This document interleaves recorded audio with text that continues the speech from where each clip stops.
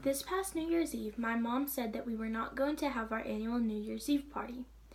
I was upset and was willing to work and pay for this party to happen. My mother agreed to this plan, and from there I started preparing for this party. The day finally came and excitement filled my heart. But at the end, I felt really unappreciated and insecure because no one expressed any gratitude for the hard work I had put in. In 2 Chronicles 15:7, it says, "But as for you, be strong and courageous, for your work will be rewarded." I found this verse empowering because it was made clear that we do not have to worry about appreciation of others around us because God will reward our hard work. But how do we stay empowered by this verse in the midst of the desire to be appreciated? First, we need to get rid of doubt. In Matthew 14, the wind and the waves are raging, and the disciples' boat has been pushed away from the shore. They see a figure walking on the water and were afraid because they thought it was a ghost. Jesus introduces himself and commands them to do not be afraid. Then calls Peter to come out onto the water with him. Peter then takes that step. With fear, Peter begins to sink. He cries out, "Jesus, save me!" And Jesus says, "Oh, you of little faith, why did you doubt?" Then they get in the boat, and the winds are still. Those in the boat worship him, saying, "Truly, you are the Son of God." As Christians, we find ourselves to be like Peter sometimes, sinking in the chaos and confusion of this world.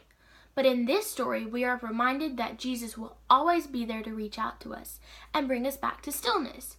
Don't you think? Because his helping hand will always be extended to us, we are given no reason to ever doubt him. Next, we need to trust him.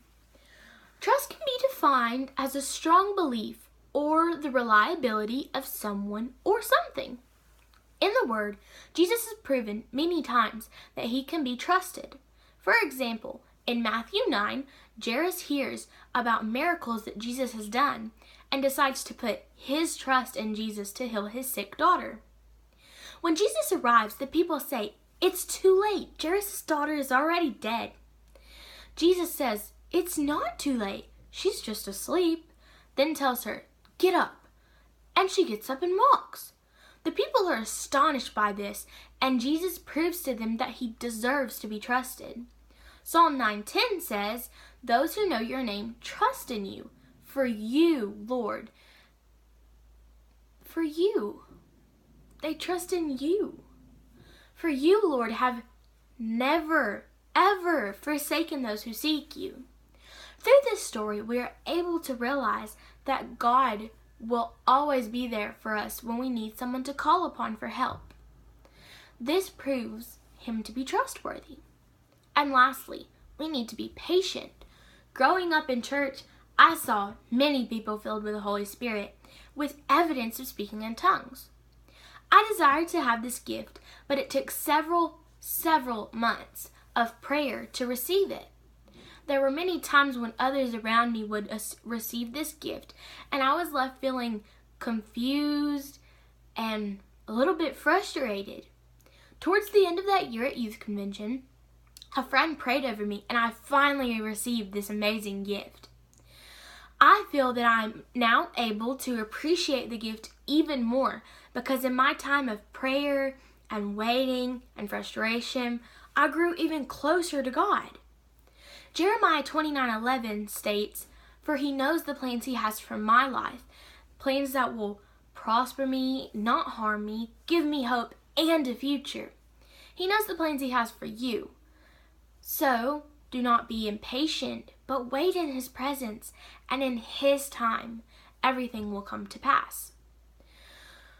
In conclusion, we can be continuously reminded that our work will be rewarded if we just get rid of doubt.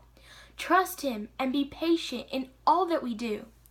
Proverbs 16:3 says, "Commit to the Lord in whatever you do, and he will establish your plans." According to this verse, the Lord will start the engine to your life if we commit to him.